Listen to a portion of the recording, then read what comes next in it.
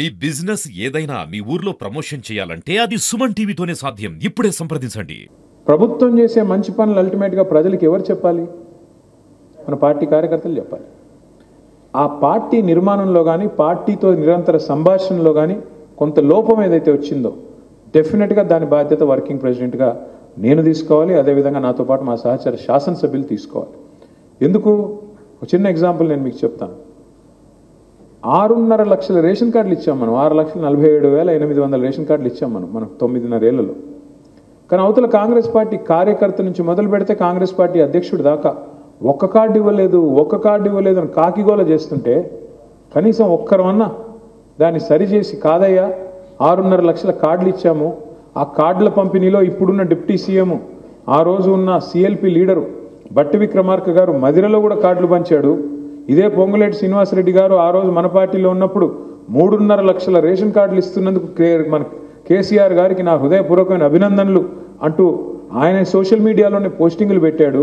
మరి ఇవాళ వాళ్ళే ఇక్కడ మంత్రివర్గంలోకి వచ్చి మళ్ళీ సిగ్గు లేకుండా అబద్ధాలు చెప్తున్నారు అంటే దానికి కారణం ఒకటే కదా. మనం ఆ రోజు చాలా నిర్లిప్తంగా ఉండడం, ఉదాసీనంగా ఉండడం, ఆ రోజు వాళ్ళు అబద్ధాలు ప్రచారం చేస్తుంటే కూడా దాన్ని తిప్పికొట్టాలనే సోయి లేకుండా కొంత అతి విశ్వాసంతో ఉండడం వల్లనే నష్టం జరిగింది తప్ప నాయకుడు లోపం కాదు.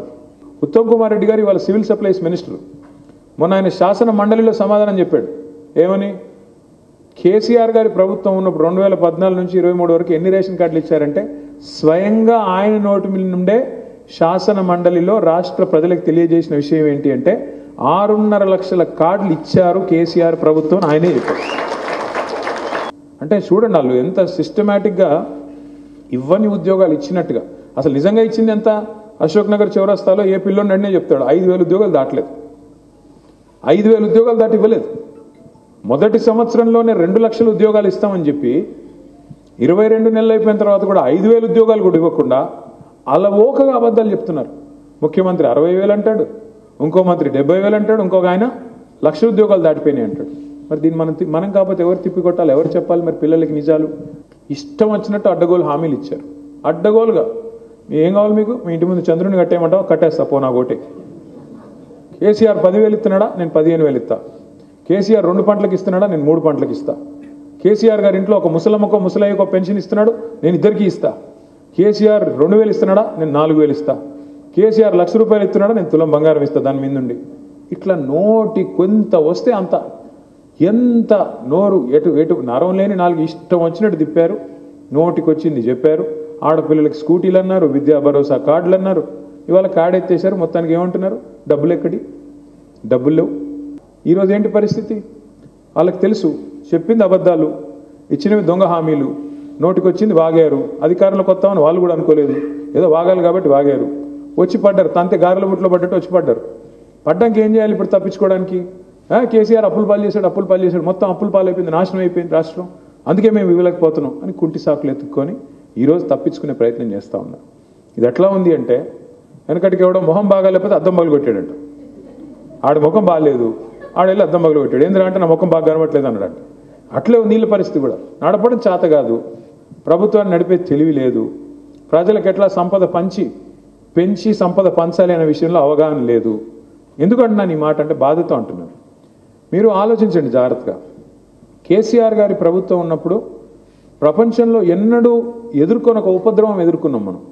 కరోనా రూపంలో వచ్చింది. ఎవడన్నా కలలో అనుకున్నాడా మూతికి బట్ట కట్టుకొని ఇంట్లో కూర్చునే రోజులు వస్తాయని? 2-3 నెలలు చివరికి మొత్తం వ్యాపారాలు బంద్, అన్ని బంద్, నోరు మూసుకుని ఇంట్లో కూర్చున్న పరిస్థితి. అందరూ ఎక్కడ వాళ్ళు అక్కడ బతికితే బలుసాకు తినొచ్చు అని ఇంట్లో కూర్చున్న పరిస్థితి. మొత్తం దాదాపు 2 ఏళ్ల పాటు ప్రభుత్వానికి ఆదాయం లేదు, బయట కొనేది లేదు, అమ్మేది లేదు, వ్యాపారం లేదు. ఏం లేకపోతే ప్రభుత్వానికి ఆదాయం ఎక్కడి నుంచి వస్తుంది? లేదు కదా. కానీ ఏ ఆదాయం లేకపోయినా, దమ్మిడి ఆదాయం లేకపోయినా ఆ రోజు తెలంగాణలో రైతు బంధు ఆగిందా? పెన్షన్లు ఆగినాయా? కళ్యాణ లక్ష్మి ఆగిందా? షాదీ ముబారక్ ఆగిందా? రైతు బీమా ఆగిందా? పేద ప్రజల సంక్షేమ కార్యక్రమాలు ఏ ఒక్కటన్నా ఆగిందా? రైతుకు సంబంధించిన ధాన్యం కొనుగోలు ఆగినాయా? మంచినీళ్ళు ఆగినాయా?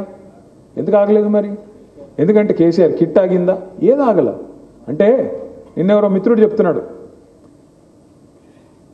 మనిషికి ఉండాల్సింది కండ కాదు, శరీరంలో కండ కాదు, గుండె ఉండాలి. ఆ గుండె ఉన్న నాయకుడు కేసీఆర్. గుండె ధైర్యం, ఆ గుండె నిండా ధైర్యం ఉన్న నాయకుడు కేసీఆర్. మనం ఎంతోమంది గొప్ప గొప్ప ముఖ్యమంత్రులను చూసాం, కానీ నేను ఇలాంటి ముఖ్యమంత్రిని మాత్రం జీవితంలో చూడలా. నేను అడుగుతా ఉన్నా మిమ్మల్ని, మీరు ఆలోచించండి. ఎవరన్నా ముఖ్యమంత్రి సెక్రటేరియట్కి వచ్చి ఇక్కడ లంకె బిందులు ఉంటాయనుకొని వచ్చినా లంకె బిందెలు లేవు ఇక్కడ అంటాడా? ఎవడు తిరుగుతాడు లంకె బిందుల కోసం? ఎవడు చూస్తాడు లంకె బిందుల కోసం? నిజానికి దొంగలు.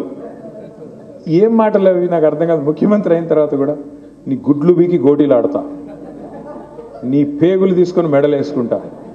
మరి ఇదేం భాష నాయన? నాకు అర్థం కాదంటే నువ్వు గుడ్లు బీకి గోటీలు ఆడతావా? పేగులు తీసి మెడలు వేసుకుంటావా? ఏమనాలి ఇట్లాంటి వాడిని?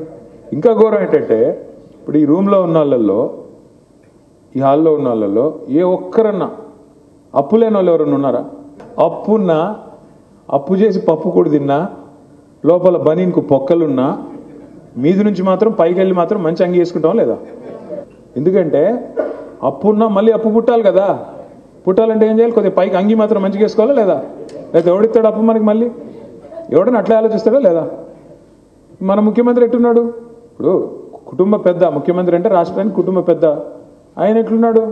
తెల్లారు లేస్తే నా రాష్ట్రం సంకనాకపోయింది, నా రాష్ట్రం దివాలా తీసింది, నా రాష్ట్రం అప్పుల పాలైపోయింది, మా రాష్ట్రం క్యాన్సర్ రోగి, మా రాష్ట్రం ఎయిడ్స్ పేషెంట్.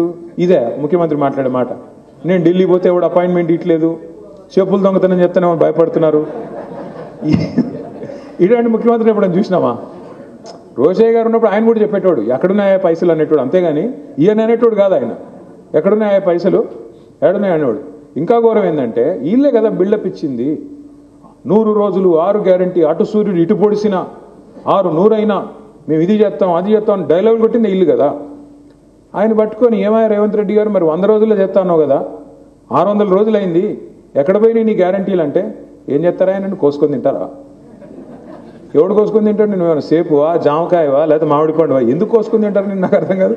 అంటే ఇలాంటి తిక్కలోడు నా జీవితంలో నేనైతే చూడలేదు. ప్రజలు కూడా అందుకే మీరు చూస్తే ఇంత తొందరగా ఒక ముఖ్యమంత్రి మీద, ఒక ప్రభుత్వం మీద కోపం వచ్చింది, రివర్స్ అయింది. బహుశా చరిత్రలో భారతదేశంలో ఎక్కడ జరగలేదు.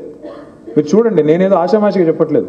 ఒక సామాన్యుడి ముందు యూరియా బస్తా కోసం లైన్లో నిల్చున్న సామాన్యుడి ముందు గొట్టం పెడితే ఎట్లా ఆక్రోషిస్తున్నారు, ఎట్లా తిడుతున్నారు?